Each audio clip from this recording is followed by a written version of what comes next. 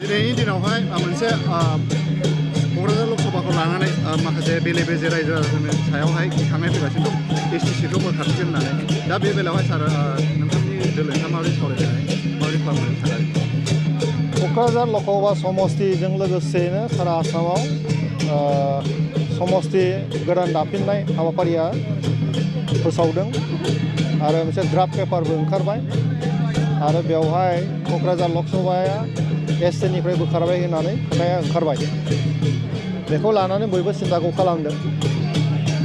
आंबो आंनि फारसेनिफ्राय सिन्ताखौ खालामदों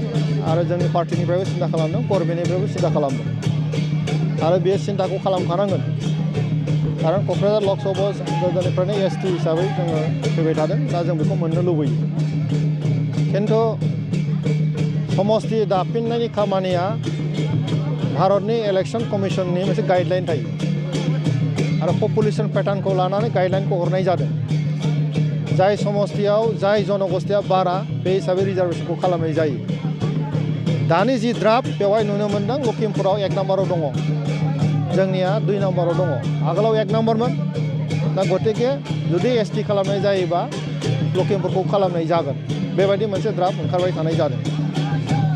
दा बे खोथाखौ लानानै जों इमोसन जानायनि जुक्ति गैया इमोसना थानांगौ नो डाउट खिन्थु इमोसनल'जों जानाय नङा मा लजिक दङ जे एसटि बोखारनायखौ लानानै एसटिखौ दोनफिननांगौनि थाखाय जोङो माबे बिथिंजों खामानि मावब्ला जोङो मोनगोन बेखौ लानानैसो जोङो सिन्ताखौ खालामनानै खामानि मावनांगौ दिनै सम गतिके आबिगेट भाबै जोङो जोंनिखा जों मोनखानांगौ बिदि दाबिला बायनानै आन्दलन खालामबाबो बारा मोजां जानाय नङा गतिके आंनि सिन्ताया जाबाय मा जों बयनाबो सिन्ताया एखे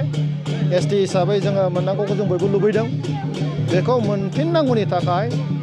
जाय लेभेलाव खोथाखौ बुङोबा खामानि होगोन जि अथ'रिटिनाव खोथाखौ बुङोबा खामानि होगोन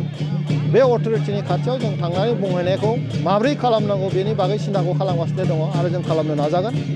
आरो बेनि थाखाय बिटिआर ओनसोलनि आइआफा रायजो राजाफ्रा बारा गोनो गोथो जानो नाङा बेयो मोनसे आयेननि प्रक्रिया आरो बेयो नोंनि आखायाव गैया आंनि आखायावबो गैया बे मोनसे जोङो जयैनो सिन्ताखौ खालामनानै जाहाथे मोनफिननो हायो बेनि थाखाय जों बेबस्थाखौ लागोन जाबाय